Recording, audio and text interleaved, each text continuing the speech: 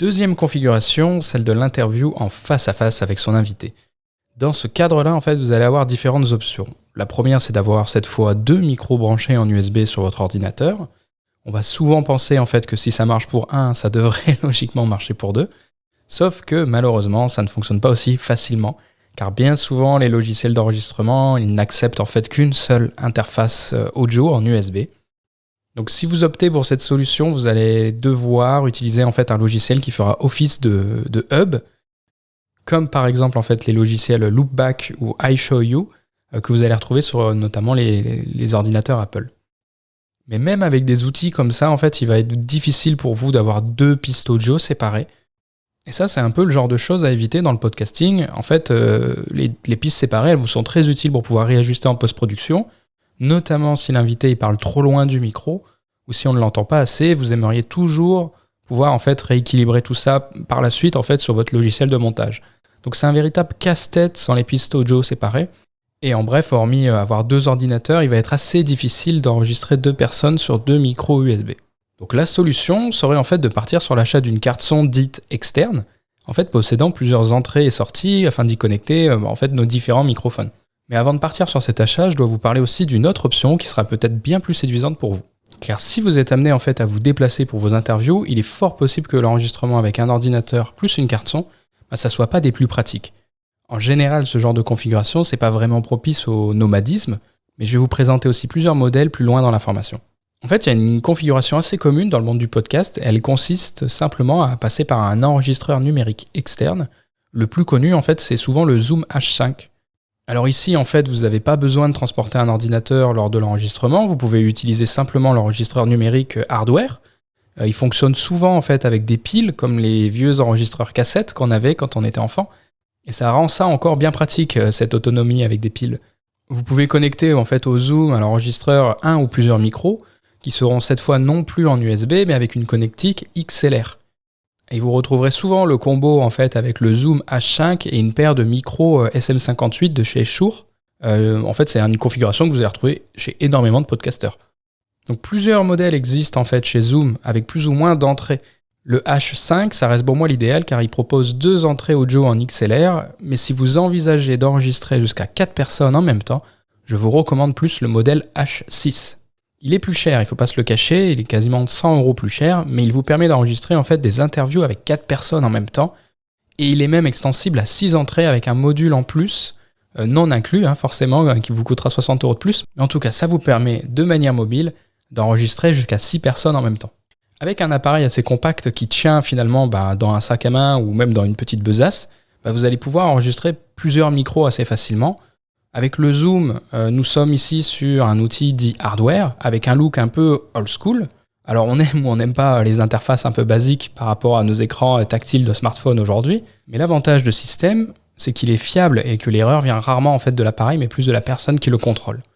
L'inconvénient, c'est qu'il a malheureusement en fait beaucoup d'erreurs humaines fréquentes sur les enregistrements. Vous devez par exemple toujours veiller à avoir l'appareil chargé, idéalement au maximum. En plus, c'est des systèmes par piles qu'il faut forcément sortir et charger, ou avoir des piles en tout cas de secours. Et c'est assez commun en fait de vous retrouver à court de batterie en arrivant sur votre lieu d'enregistrement. En fait, on a souvent des choses en tête en préparant son interview, et charger les piles ou la batterie, ça peut s'oublier assez facilement sans que vous en rendiez compte. Et si vous oubliez aussi de l'éteindre, il y a de fortes chances en fait qu'il ne se mette jamais en veille et qu'il se vide complètement de sa batterie. L'autre erreur commune, c'est celle de la carte SD. Il est en effet assez commun en fait que les épisodes soient perdus, car la carte SD en fait elle dispose pas forcément d'assez d'espace pour enregistrer l'intégralité de l'épisode. Il arrive aussi des fois, souvent d'oublier de la formater. Et en parlant de formatage, en fait votre carte elle peut justement avoir un problème de formatage, et vos enregistrements ils deviendront en fait difficilement récupérables. Ça peut vous arriver notamment si vous utilisez une carte sur plusieurs usages, par exemple en fait si vous basculez d'un appareil réflexe à votre enregistreur numérique et vice-versa. D'ailleurs, petit conseil sur les cartes, achetez une carte de 16 Go ou 32 Go maximum, parce qu'en fait à partir de 64 Go, c'est pas du tout pris en charge par les lecteurs de la marque Zoom. Et si vous devez vraiment choisir une carte, essayez de privilégier en tout cas une vitesse d'écriture qui va du V6 au V30, c'est amplement suffisant pour de l'audio. Du coup, une carte en fait de 16 Go U1, en fait, ça revient à une dizaine d'euros et vous serez équipé côté stockage. Prévoyez simplement 2 cartes en cas de problème. Dites-vous que même avec une qualité maximum d'enregistrement et avec une carte de 32 Go, c'est plus de 15 heures d'enregistrement. Vous avez de la marge en fait, même avec une carte de seulement 8 Go. Globalement, retenez que ce setup d'interview avec le Zoom H5 a l'avantage d'être mobile et en fait qui peut tenir facilement dans un sac. Côté micro, je vous ai parlé du SM58 en fait de Shure qui coûte un peu moins de 100 €. Ça dépend où vous l'achetez. Pour moi, c'est le micro idéal pour les déplacements car il est ultra résistant. C'est également un micro en fait qui est utilisé pour la scène, pour les concerts, même du stand-up. C'est souvent le micro que vous voyez sur des plateaux de stand-up. Il est facile à prendre en main pour des interviews, il résiste éventuellement aux chutes et vu que c'est une référence en fait pour son prix, il est aussi très présent sur le marché de l'occasion.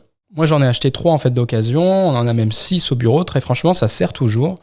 Le SM58 il s'est fait une très bonne réputation en fait dans le monde du podcasting. On a plusieurs podcasts de référence en France qui s'enregistrent avec ce type de micro et même ce type de configuration avec le Zoom en parallèle, notamment les interviews du Gratin de Pauline Léniaud, ou même le podcast Génération Do It Yourself de Mathieu Stéphanie. Je vous glisse quand même un petit mot sur le câble XLR parce que c'est celui-ci qui va vous permettre de relier en fait votre micro à votre enregistreur Zoom. Veillez à bien prendre un câble en fait qui sera XLR mâle vers femelle. Attention aussi parce qu'on a souvent tendance à prendre en fait du câblage d'assez mauvaise qualité, en fait on va dire plus du bas de gamme, alors qu'un bon câble qui serait torsadé, ça peut durer à vie, même si c'est parfois 3 à 4 fois le prix. Un bon câble, ça vous permet d'éviter aussi des bruits parasites et ce qu'on appelle aussi le noise qui sera très présent, c'est les petits bruits blancs qui peuvent apparaître notamment dus à la qualité de vos câblages. Au niveau de la longueur du câble, si vous envisagez d'être face à face et de tenir un micro en main, en fait un câble de 1 mètre ça peut être suffisant, en fait si votre enregistreur il est posé sur la table devant vous. Si vous sentez qu'un mètre c'est juste pour vous, n'hésitez pas à prendre plus long, mais n'allez pas chercher non plus un câble de 5 mètres car vous risquez simplement en fait d'alourdir un setup inutilement en fait. Il n'y a rien de plus agaçant en fait d'acheter un setup que vous voulez mobile mais qui ne l'est pas vraiment. Donc si on récapitule, en fait notre setup d'interview est un petit peu mobile. Il nous faut juste un enregistreur Zoom H5 avec une carte SD et des piles. Il nous faut 2 micros SM58 possiblement avec des bonnettes, on en parlera juste après. Et il nous faut aussi 2 câbles XLR. Avec ça, vous pouvez a priori interviewer n'importe qui facilement. Je vous conseille néanmoins en fait d'ajouter un casque à votre setup simplement pour vérifier un peu de temps en temps si votre interlocuteur il est parfaitement audible ou que le son autour en fait n'est pas trop perturbant pour l'enregistrement. Donc l'avantage du Zoom H5 c'est qu'il propose justement une sortie casque et ça c'est très pratique pour réaliser vos tests de gain d'entrée et éviter aussi la saturation au moment de l'enregistrement. Alors je pense à terme vous rajouter en fait une partie sur du matériel un peu plus haut de gamme dans cette formation, notamment parler peut-être du SM7 de Shure, qui sont là par contre des micros qui sont plus cardioïdes, donc ces micros qui sont beaucoup plus chers et beaucoup plus sensibles. Alors voilà un peu le setup idéal pour faire vos interviews de manière nomade, à moindre coût, parce qu'on est quand même là sur une configuration qui reste accessible pour vous lancer dans le podcast. Là l'intérêt pour moi c'était surtout de vous présenter quelque chose qui vous permette de vous déplacer un peu partout et de mener des interviews.